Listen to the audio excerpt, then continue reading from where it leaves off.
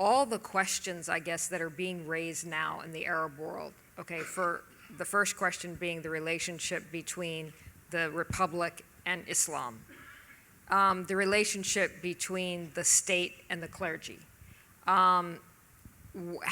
elections will be held, what the electoral process will be. All of these issues, to a large degree, have already been answered in the last 30 years since the revolution, and I think that in the region, and even in Iran itself, we can say that the Islamic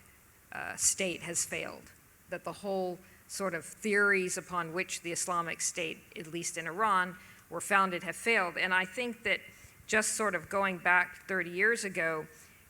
the main reason I think that we're seeing now that as a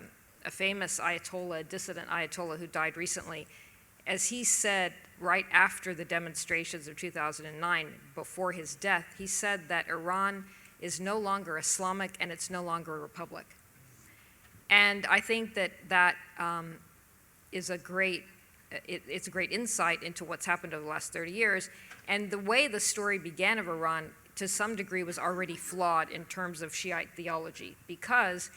Khomeini was a revolutionary figure, not only because he staged a revolution, but also because for the first time in the Shiite tradition, he declared that the sources of emulation of authority would exist in one man.